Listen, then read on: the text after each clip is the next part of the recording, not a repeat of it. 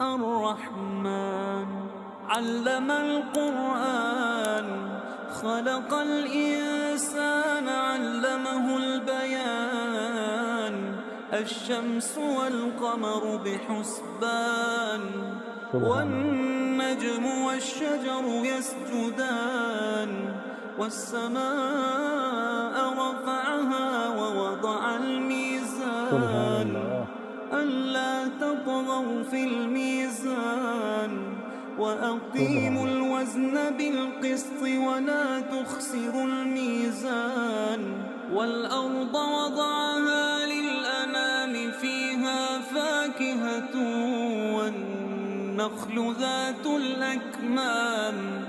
والحب ذو العصف والريحان فبأي آلاء